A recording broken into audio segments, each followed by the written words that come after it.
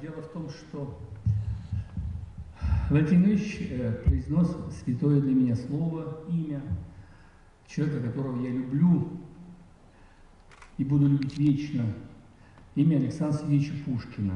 Это образец, вообще, это образец для мужчин. Он жил, как если кто-либо читал Вяземского,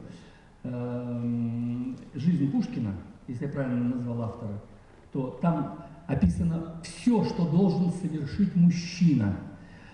И тем не менее, и тем более Господь наградил еще таким бесконечным талантом этого русского гения. Я хочу прочитать вам стихи как раз вот о Пушкине.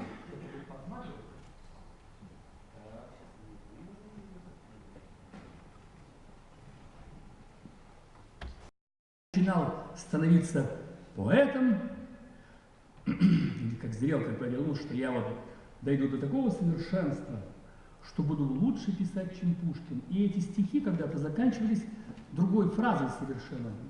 А потом прошло время, я стал мудрее, стал понимать, с кем я связался. Вот. Итак, мой цензор. Ах, Пушкин, Пушкин, что ты сделал?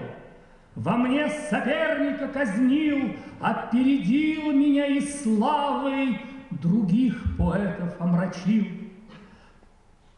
Тогда б я был поэтом главным, когда бы не было тебя, и мне, читатель благонравный, воздвигнул памятник любя. Когда б я был, но ты, мой гений, и музы с греческих высот сошли на русские равнины, забыв Олимпа воздух дивный, таких не ведая красот, пришли к тебе и поселились. Твои пенаты дом храня не станут жаловать меня.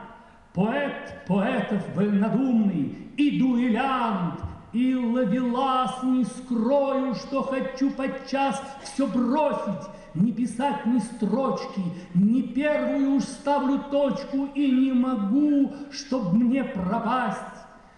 Но нет таланта не украсть, ты был поэт по воле Бога, великий, о, ум твой не скучал, и я читал тебя, читал, лишь ты, мой цензор, издалека, укором вечно одиноко, стоишь склоненной головой, пусть в бронзе ты, но как живой.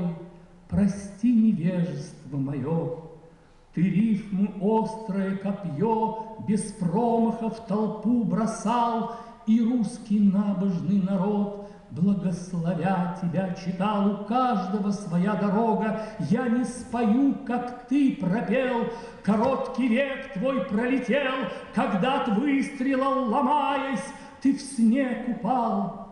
С тобой прощаясь, великолепный Петербург омерк от горя, и испуг в глазах России промелькнул.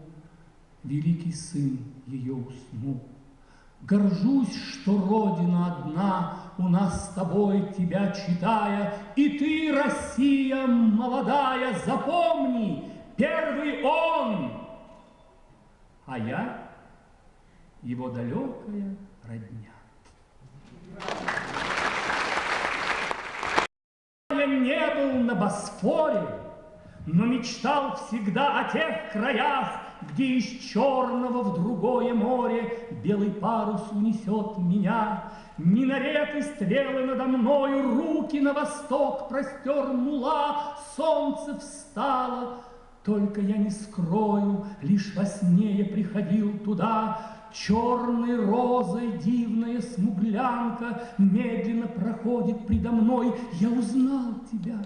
Ты та турчанка, что во сне являлась мне порой.